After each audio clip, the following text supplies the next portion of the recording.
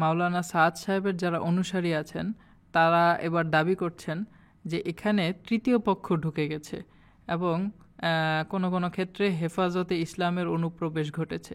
যতক্ষণ পর্যন্ত তৃতীয় পক্ষ এবং হেফাজতের অনুপ্রবেশ ঠেকানো না যাবে ততক্ষণ কোনো সমাধানে আসা যাবে না, এমনটাই বলছেন তারা। হেফাজতে ইসলাম আর তৃতীয় পক্ষ দুইটা এক জিনিস না। হেফাজতে ইসলাম তো এখন, এর আগেও তারা ওই তৃতীয় পক্ষের কথা বলতো। তারা বলতো যে এটা তাবলীগের বিষয়, এখানে আলেম মাদ্রাসা কেন, এটা তো ওলামায়ে কেরামের বিষয় না, তাবলীগের পরস্পরের বিরোধ, এটা তাবলীগ ওরা এটা মীমাংসা করবে, এখানে ওলামায়ে কেরাম কেন।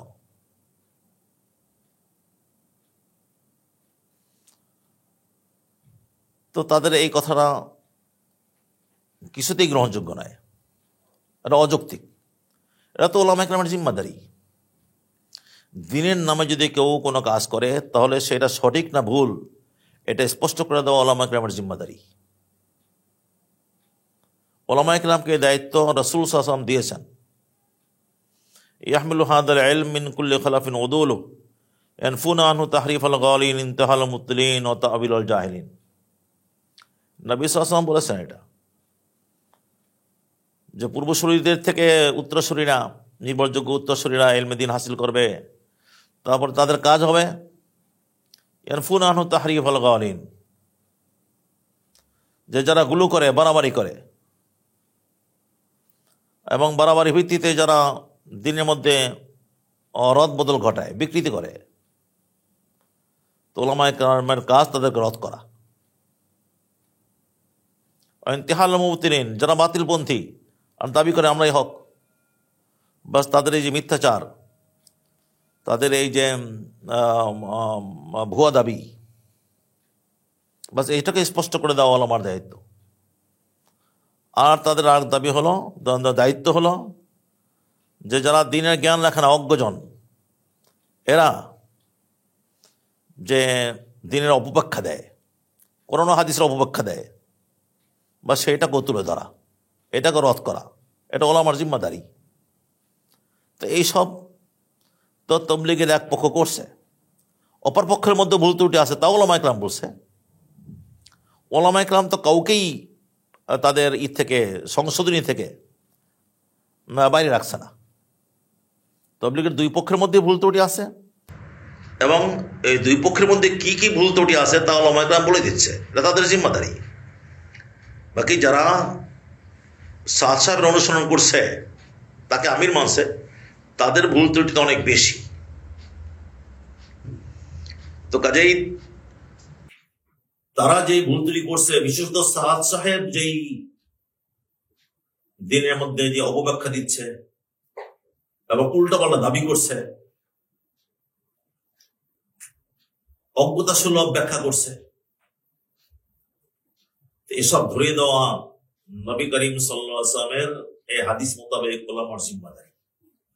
ওলামায়ে কেরাম সেই জিম্মাদারি পালন করছে, তারাই এই জিম্মাদারি পালন করছে সর্বক্ষেত্রেই। তাবলীগের বেলায় করছে, কাদিয়ানীরা যখন এই গোলাম আহমদ কাদিয়ানীকে নবী দাবি করে মাঝে আসলো, তারা তাদের কাদিয়ানী ধর্মের প্রচার করছে, এখানেও ওলামায়ে কেরাম দায়িত্ব পালন করছে। যারা বিদআতি শিরকি কার্যক্রমে লিপ্ত, মাজার পূজা করছে, ওলামায়ে কেরাম সেখানেও তাদের দায়িত্ব পালন করছে। যারাই যখন দিনের অপব্যাখ্যা দিচ্ছে, কোন হাদিসের ভুল ব্যাখ্যা করছে, তো সেখানেই ওলামায়ে কেরাম তাদের এই জিম্মাদারি নিয়ে সামনে চলে এসেছে। কাজে এখানে ওলামায়ে কেরামকে দ্বিতীয় পক্ষ বলা, বাইরের লোক বলা, এটা তো একটা গলত। ওলামায়ে কেরাম বাইরের লোক কি? ওলামায়ে কেরাম তো আমাদের উসওয়া, তারা আমাদের নেতা, তারা দিনের রাহবার এবং দিনী কার্যক্রমের অভিভাবক। তারা ওলামায়ে কেরাম দিনী কার্যক্রমের অভিভাবক, তারা তাদের এই অভিভাবকত্ব করছে। তারা তৃতীয় পক্ষ এই কথা বলাই তো একটা ভয়াবহ রকমের বিভ্রান্তি। তারা দ্বিতীয় পক্ষ নয়, তারা আমাদের অভিভাবক, তাদেরকে মানতে হবে। তাদেরকে না মেনে নিজেরা নিজের সমর্থন কিভাবে করবে? আমি ভুলের উপর আছি, আমি ওলামা ইকরামকে যদি না মানি আমার ভুলটাকে আমি কিভাবে বুঝবো ধরো? তো এটা নতুন নয়, ওলামা ইকরামকে তারা বহিরাগত মনে করছে, এটা তাদের একটা গুমরাহি, এটা তাদের একটা কঠিন পথভ্রষ্টতা, এবং তারা যে পথ হারিয়ে ফেলেছে, বিপদগামী হয়ে গেছে, তার একটা বড় প্রমাণ এটাই। ওলামা ইকরামকে তারা বাইরে মনে করছে। এরপরে তৃতীয় কথা যে হেফাজত। তো হেফাজত তো এই দেশের কওমি ঘরানার যারা ওলামা, তাদেরই একটা সংগঠন। তারা হেফাজত করে বলে তারা ওলামা থেকে খারেজ হয়ে গেছে নাকি? তারা হেফাজত করুক কিংবা কোন রাজনৈতিক কোন পার্টি করুক, তারা যাই করুক না কেন, তারা ওলামা। তো ওলামা যখন, তো তারা তাদের সেই ওলামা হিসেবে তাদের যে জিম্মাদারি তা পালন করবে। তাই হেফাজত নাম দিয়ে ওলামাকে পাশ কাটিয়ে তোলার চেষ্টা করা, তো এইটাও তো কিছুতে মানা যায় না। হেফাজত নাম দিয়ে মূলত তারা চাচ্ছে ওলামা ইকরামের নেতৃত্ব, ওলামা ইকরামের রাহবারি উপেক্ষা করে। তবে হ্যাঁ, এখানে আমার ব্যক্তিগত কথা হলো এই,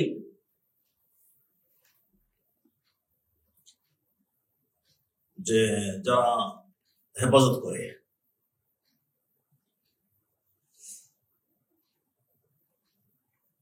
তো তারা হেফাজতে ইসলামের ব্যানারে যে কাজকর্মগুলি আছে, তাদের নীতিতে যে কাজকর্মগুলি আছে তা নিয়ে থাকুক। হ্যাঁ, যদিও হেফাজতে ইসলাম এই কথার ভিতরে এটাও আছে যে ইসলামের হেফাজত, সুতরাং যাদের দ্বারা ইসলামের ক্ষতি হয় সেখানে তারা কথা বলবে। বাস তারপরও চারদিকের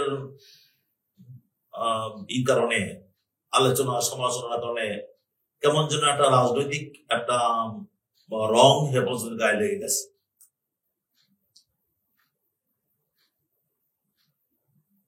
তো যখন এই রাজনৈতিক একটা তকমা তাদের গায়ে লেগে গেছে, তখন তারা সামনে এসে না এসে যারা রাজনীতি নিরপেক্ষ, যারা কোনো রাজনৈতিক দল করে না এবং কোন সাংগঠনিক ইও নেই, এরকম নিরপেক্ষ যারা ওলামা আছে, তারা সামনে আসলে ভালো। সব জায়গায় হেফাজতে থাকতে হবে এটা জরুরি না। হেফাজতের কার্যক্রমে যারা সক্রিয় নয় এরকম ওলামা ইকরাম আসলে তাহলে তাদের ওই কথা বলার সুযোগ হয় না যে হেফাজত কেন এখানে আসছে। আর চতুর্দিকের প্রচারণার কারণে সব জায়গায় এটা ছড়িয়ে গেছে যে হেফাজত এরা একটু মারমুখী বা এরা রাজনীতি করছে, রাজনীতি মাথা ঘামায়, এরকম একটা কথা যখন এসে গেছে, তাই মীমাংসা সহজ হওয়ার জন্যে তারা এখানে না আসে, যদি অন্যরা আসে যাদের গায়ে হেফাজতের লেভেল নেই, এরকম লোকজন যদি আসে তাহলে আমার মনে হয় মীমাংসা সহজ হবে। তারপরেও কথা থেকে যায়, সহজ হবে এটা বললাম ঠিকই, তাদের কথার পিঠে কথা বললাম, না হয় এখন না হয় হেফাজতের মামুনুল হক সাহেব বা জুনায়েদ সাহেব আরো যারা যা আছে তারা সামনে এসেছে, কিন্তু এর আগে যারা কথা বলতেন তাদের মধ্যে তো সর্বশ্রদ্ধ ব্যক্তিত্ব হযরত মাওলানা আব্দুল মালিক সাহেব, তিনি সামনে ছিলেন। এরকম আরো যারা সামনে ছিলেন তারা কেউ হেফাজতের লোক নয়, কিন্তু তখনই কি তারা মেনেছে? তখন তো তারা মানে নেই, বরং আরো ব্যঙ্গ বিদ্রুপ করেছে। যারা জিদের উপর আসে, যারা হরকারি কিসমের লোক, তারা কোনো কিছু থেকে মানতে চায় না। এখন তাদেরকে মানানোর একটা জিম্মাদারি সরকারেরও,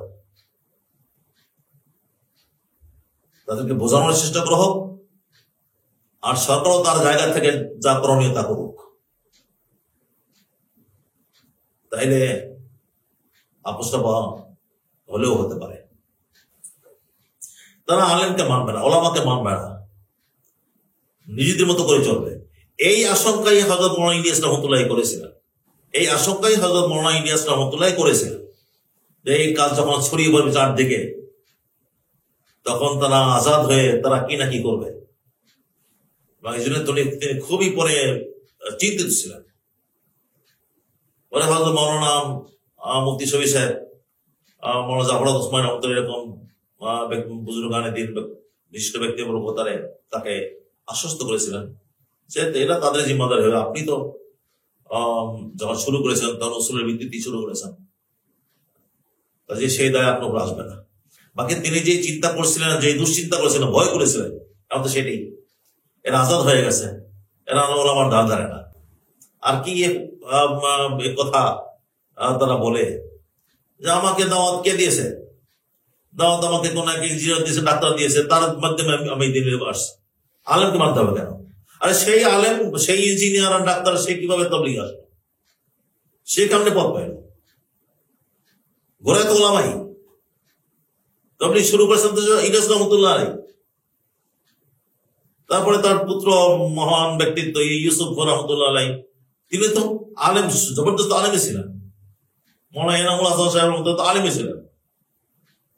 আলেমরাই তো নেতৃত্ব দিয়েছে, আলেমকে মানবেন আবার।